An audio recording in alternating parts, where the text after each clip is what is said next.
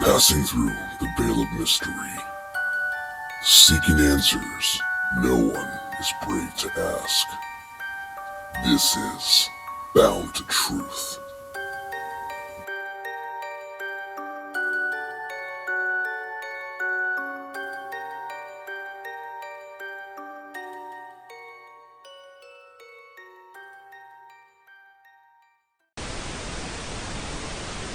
Pope Francis is the last pope, and after that it will be the Judgment Day. So it literally ends after Pope Francis? Yeah, and this book in the Vatican archives, right, predicted every single pope from 1143 all the way to our current pope.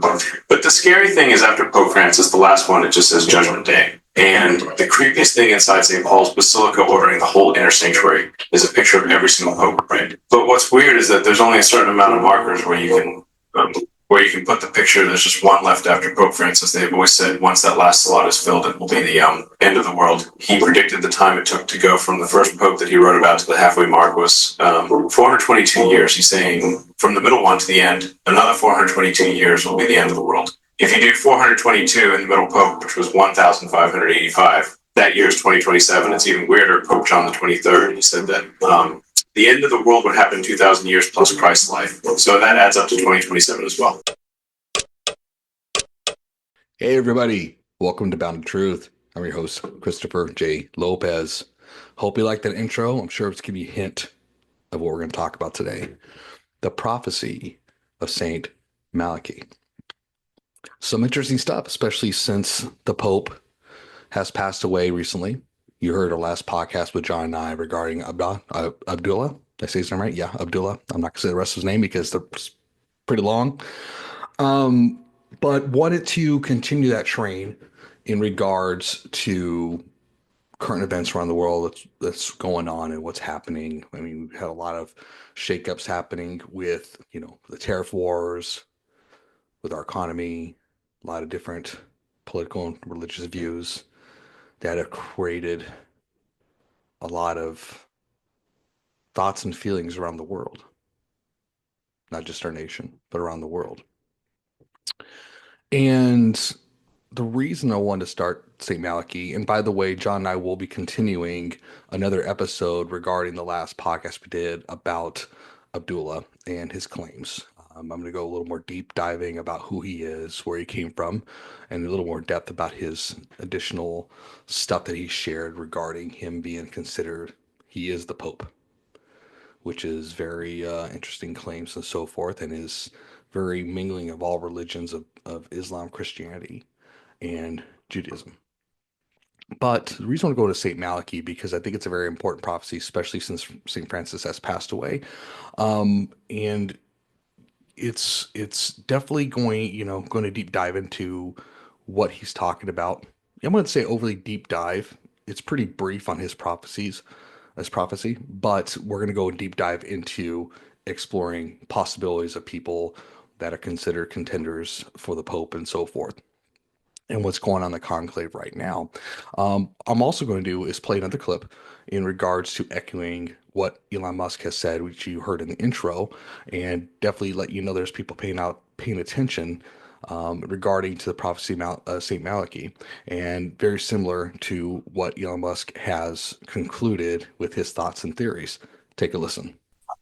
Prophecy of the Popes. Oh boy. This book was found in the Vatican archives. Predicted every single pope from in 1143 all the way to our current pope. But the scary thing is, after Pope Francis, the last one, it just says Judgment Day. Oh gosh. It literally ends after Pope Francis? Yes. The creepiest thing that I saw inside St. Paul's Basilica, but bordering the whole inner sanctuary, is every single pope. But what's weird is that there's only a certain amount of markers where you could put a picture. There's one left after Pope Francis. They have always said that once that last slot is filled, it'll be the end of the world. What he predicted, the time it took to go from the first pope that he wrote about, halfway mark, was 422 years. He's saying from the middle one to the end, another 422 years will be the end of the world. If you do 422 years from the middle pope, which was 1585, that year is 2027. Okay, hope you really enjoyed that last clip. That was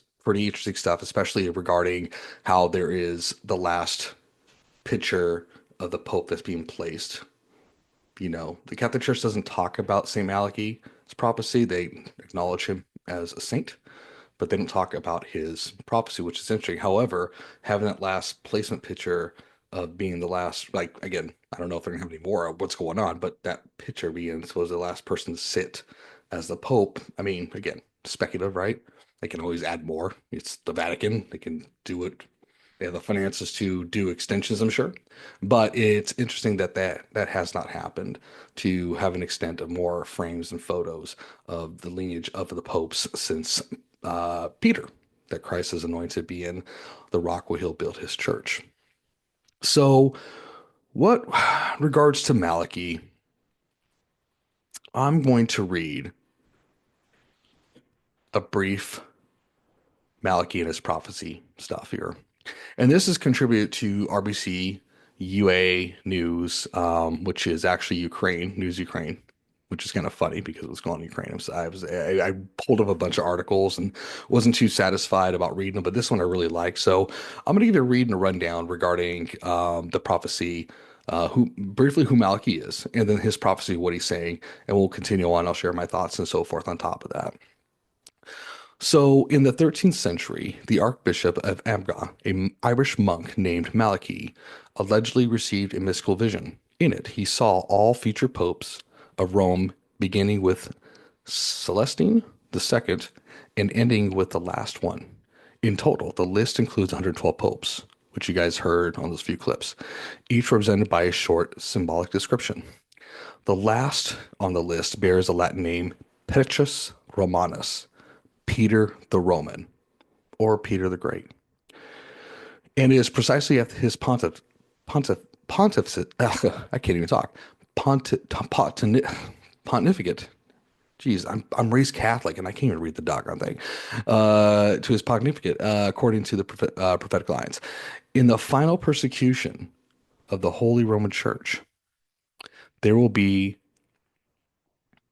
excuse me, in the final persecution of the Holy Roman Church, they will reign Peter the Roman, who will feed his flock amid many tribulations, after which the city of 7 hills will be destroyed, and the dreadful judge will judge the people. This 9-year-old document was found relatively recently in the Vatican archives, according to the ancient prophecy of the popes. The end of the world may come as soon as 2027. And I'll kind of summarize that as well in regards to 2027 because I have some thoughts and theories behind that. The document was first published in 1595 by Benedict monk Arnold D. One. In 2024, a documentary film was released about Pope Sixtus from 1585 to 1590, who is attributed with the text of the prophecy. It is believed that his reign fell in the middle of the predicted period and that the end of the world will come exactly 442 years later. That is in 2027. Now, what's interesting about that is that St. Malachi prophecy was about 400 to 500 years prior. And then all of a sudden, this document is discovered. Um, Convenience, conspiracy, I have no idea, but it's within the Catholic Church archives. It could have been maybe a political move for the person to become pope. I had no idea in top of that. But anyways, so that's just kind of a brief prophecy regarding supposedly Peter the Roman, Peter the Great. Um, and so me being Catholic, and maybe it's not just me being Catholic. I research this because I'm the guy who researches everything from aliens to Bigfoot to cryptozoology, paranormal, all that jazz. There was a lot of Catholics in the church who don't know about the prophecy of St. Malachi. Maybe they do, but none in my circle that I have been raised with for many years, where I come from. Again, a very heavily Catholic influenced family and friends. And I knew about this prophecy for many years. I've talked to a few people within that circle, and they didn't know anything about this prophecy. But yet, we have this saint who has this prophecy that is not talked about or mentioned. Could have been, maybe it's in the Vatican archives of deeper stuff. Who knows? I have no idea. But again, it is quite interesting. So, with that being said, we have the conclave coming together. They're going to start voting on the 7th of this year, and since Pope has passed away. And what does that mean? Well, like any type of election, right? We have our elections so forth. There's always going to be some issues. There's always going to be some conflict within. No different with the Catholic Church. And people say, well, it's a religious sect. It's not political. Everything's political. They're all political. I'm not trying to shoot that down, just keeping the facts because there's always agendas behind it. And I hope to that God, that they are allowing God to really lead them into the right pope. And I'm hoping, again, that being said, with St. Malachy's prophecy, that it is not a factual thing. However, I still like to share this information because I think it's important to educate yourself and to really read into it. Again, not here to predict the end of times. Just watch for the signs. And I'll wrap that up towards the end because I have something a little special for you for that. So, in regards to the conclave, what's the challenge issues doing right now? What's going on with the church? What's going on since Pope Francis has passed away, right? So the Papal Conclave, the process of electing a new pope faces several issues and potential challenges, including the legacy of Pope Francis, the potential for division among cardinals, and the need to address pressing issues within the Catholic Church. The need to address issues like technology and its impact on the church has also been discussed. Vatican finances and the growing budget deficit are also a concern for the next pope, which honestly, I didn't know it had a budget deficit. My God, they have relics up the yi gang. I mean, put that stuff on eBay, get your deficit there. I'm curious. I am actually curious what their deficit is. I didn't know they had deficits, so that's pretty interesting. So, part of those issues, in addition, is also regards to the legacy of Pope Francis. Cardinal Michael Cerny of Canada suggests that the conclave should focus on building upon the legacy of Pope Francis, particularly his efforts to open the church to greater transparency and inclusivity. Some cardinals are also concerned how to build upon the reform process initiated by Pope Francis, such as those related to the synod office and the church's diversity. So, additional potential for diversion and internal conflicts. Some Catholics and cardinals express concern about the potential divisions within the church, particularly related to issues like the LGBTQ plus inclusion, women's roles, and the pace to reform. Conservatives are reportedly calling for the unity of caution, while some see a need for continued reform and inclusion, potentially leading to disagreements among the cardinals. Cardinal Gerard Ludwig Mueller, a conservative, has spoken about the division and the need for unity, while Cardinal Michael Cerny has downplayed the issues. Interesting. Other challenges facing the church. Several cardinals have identified challenges such as addressing sex abuse scandals in the church, fostering interreligious dialogue, and reaching out to young people in isolated communities, which those are pretty common challenges, I think, with any religion, not just the Catholic Church. I mean, there's a lot of things that are, with regards to scandals and so forth. That's to me not a shocker. The other additional challenges is also the role of women in the church, including the potential for ordaining women as deacons, is a contentious issue that could impact the selection of the next pope. Additional considerations: the conclave includes the highest number of electors ever, with a significant number of cardinals appointed by Pope Francis, which that is interesting. The conclave includes the highest number of elections ever, with a significant number of cardinals appointed by Pope Francis. That is historic. I did not know that right there, just reading that right there. So you got a lot of cardinals. It's a lot of people to win over to become pope, it sounds like, right? The political climate and the political for internal power struggles within the church are also being noted.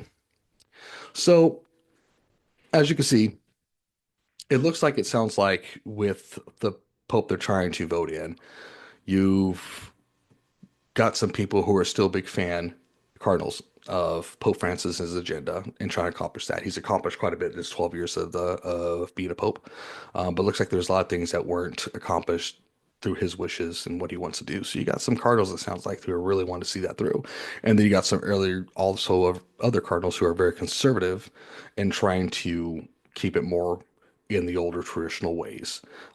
Again, I'm not sure if that's that black and white, but you can see there's some mix and division there. So interesting stuff with the conclave, what their positions are and so forth. Well, how does that relate to, this potential last pope? Well, we live in very, very interesting, di- not, I would say diverse, I would say very interesting, um, confusing times. A lot of people out there, you know, it's almost like you sneeze, you offend somebody type of thing for you block getting somebody's 3 foot circle, you know. That's how sensitive things are around the world. And I think social media, I think especially after COVID, that's really kind of dissocialized us quite a bit, and we really lost, you know, the art, the God gift art of having communication and dialogue and transparency. And with the addition to transparency is finding ways to be tolerant and talk about what our goals are and find a way to have a common ground to reach those goals that we can agree upon. So now here's the thing. Is there any Peters that are named as favorites? Surprisingly, or not surprisingly, depending on your belief, of the prophecy of St. Malachi. There are 2 contenders named Peter, and I'll read briefly about them. I don't know deeply about them. I'll just read a bit about their biography and their history, but their names are both Peter. So let me begin in regards to that. So, contenders named Peter and the Conclave favorites. There are 2 prominent cardinals named Peter are considered strong contenders for the next papacy. Cardinal Peter Erdo of Hungary and Cardinal Peter Turkson of Ghana. Cardinal Petropolitan of Italy, whose name is a variation of Peter, is also a strong contender. Yeah, I can see that. Okay. So let's start with Cardinal Peter Erdo. His background: he's a Hungarian canon law scholar. He is seen as a leading conservative candidate. He has been the Archbishop of, boy, these names are tough today, Esztergom, Budapest since 2002, and he was made a cardinal by Pope John Paul II in 2003. That was cool. Pope John Paul is my man. I like Pope John Paul II. He is considered a potential compromise candidate due to his strong standing within the church in Europe and his relations with African cardinals, as well as his experience in the conclaves that elected Francis and Benedict. He is, let's see, his views. So he is known for his traditional views on family, marriage, and gay rights, differing from Pope Francis on issues like immigration. So that's the first Peter. Here's the second Peter. Sounds like a gospel. Cardinal Peter Turkson, background, a Ghanaian prelate. He has emerged as one of the leading candidates, potentially becoming the first African pope since Pope Gelasius first in the 5th century. Notable features: he has a reputation as a revered moderate voice within the church and has been a peace envoy to South Sudan. That's interesting. Highlighting his commitment to diplomacy and humanitarian concerns. Potential: he is seen as a serious contender due to his ability to balance faith with real world issues and his advocacy for social justice. His views: he has been known for support of social justice issues and his opposition to the criminalization of homosexuality in some African ages. So that's the second Peter. And the last one, Cardinal Pietro Parolin.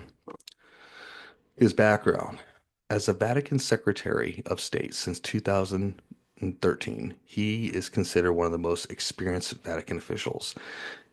His features: he is seen as a skilled diplomat and a trusted figure within the Vatican bureaucracy.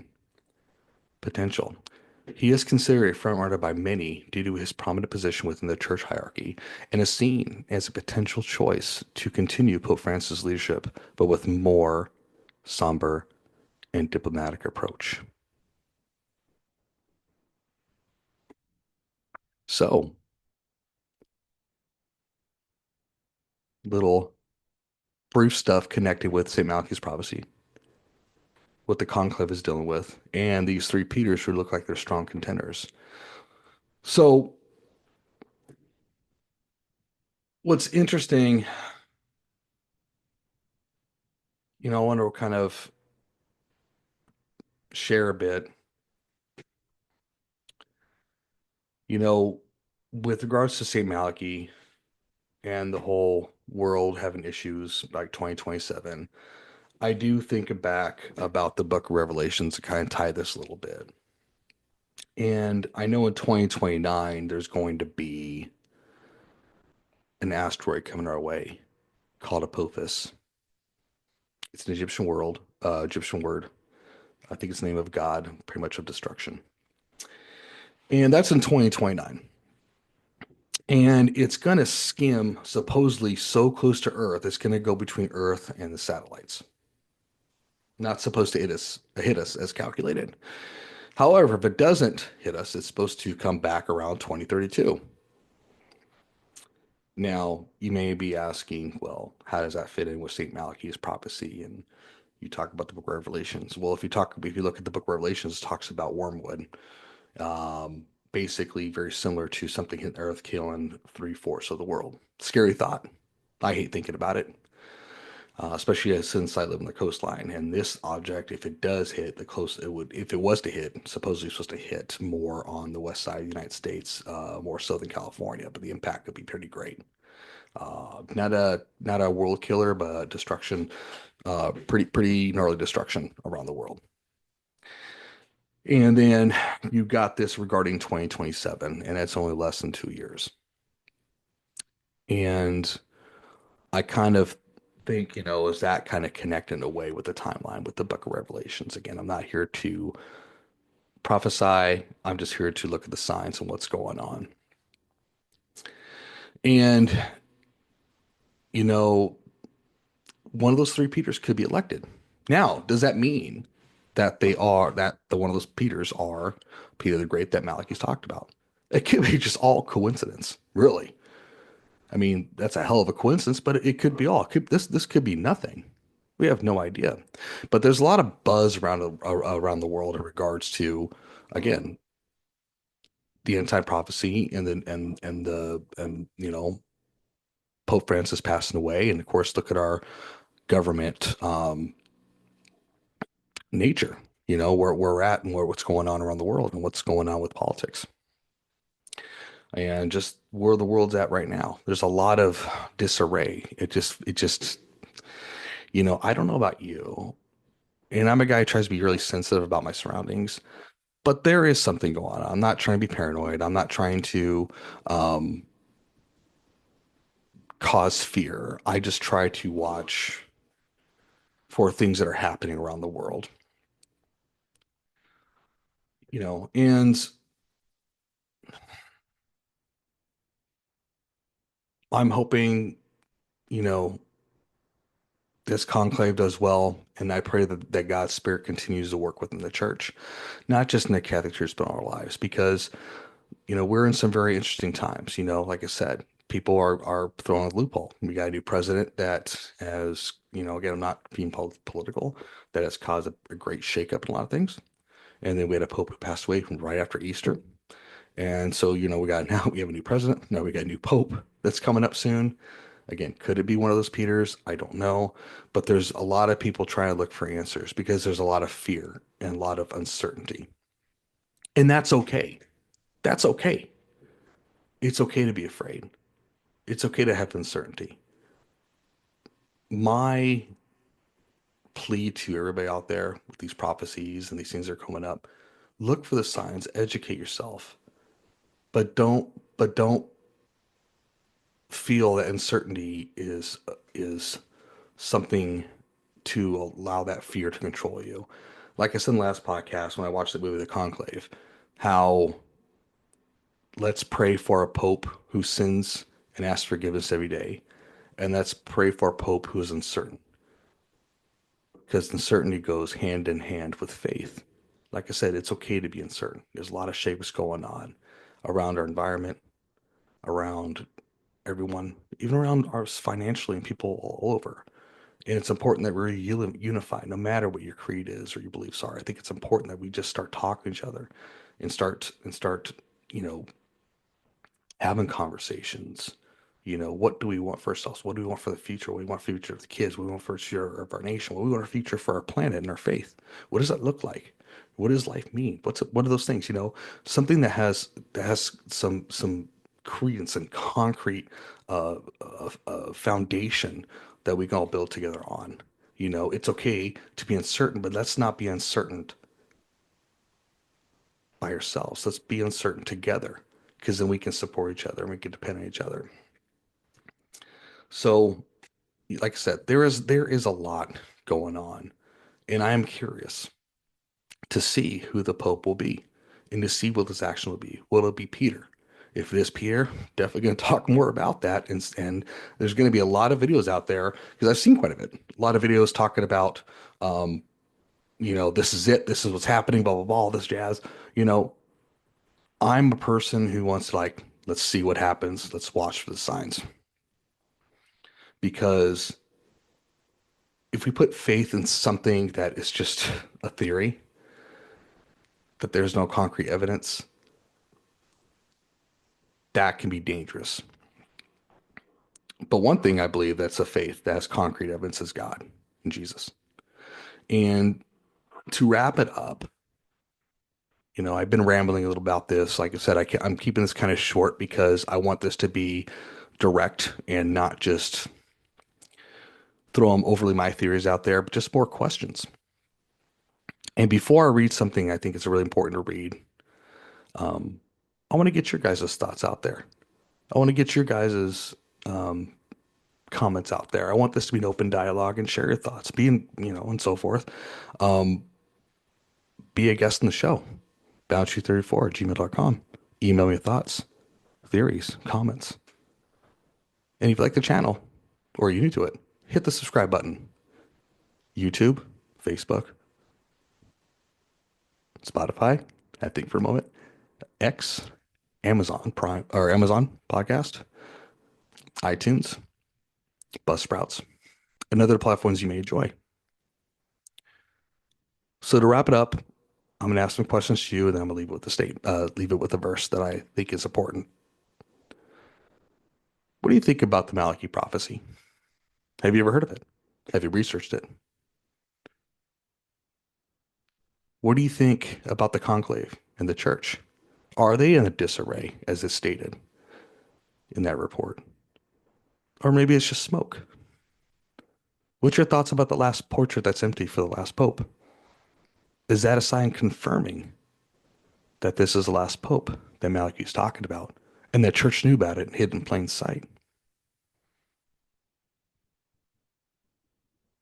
Share your thoughts, share your comments. Love to hear it. And here's what I'm going to read for you all. This is from Matthew 24, verse 3 to 9. This is from Jesus. Now, as he sat on the Mount of Olives, the disciples came to him privately saying, "Tell us, when will these things be? And what will be the sign of your coming and the end of the age?" And Jesus answered and said to them, "Take heed that no one deceives you. For many will come in my name, saying, I am the Christ, and many will deceive many. And you will hear of wars and rumors of wars. See that you are not troubled, for all these things must come to pass, but the end is not yet. For nation will rise against nation, and kingdom against kingdom, and there will be famines, pestilence, and earthquakes in various places. All these are the beginning of sorrows. Then they will deliver up to tribulation and kill you, and you will be hated by all nations for my name's sake. And then many will be offended, will betray one another, and will hate one another. Then many false prophets will rise up and deceive many. And because lawlessness will abound, the love of many will grow cold. But he who endures to the end shall be saved. And this gospel of the kingdom will be preached in all the world as a witness to all the nations. And then the end will come. Powerful words from a powerful man. Not just a man, but a God, a savior. And like I said, it's great to look at these theories. It's great to look at the prophecies. Watch the signs, but make sure you don't deceive yourself and lose your faith in Christ. Don't care if you're Catholic, Christian, other religions. This is something that I think you should search your spirit on Close your eyes, keep silent, and look in your hearts. We're in some interesting times. Not trying to create fear. I'm trying to create awareness. Stick to your faith, stay strong to it. Be inquisitive, but don't let it replace your faith. Educate yourself, but don't let it replace your faith. Until then, everybody, I appreciate everybody listen. Look forward to hear from you soon. And as always, see you on the other side. Have a good day.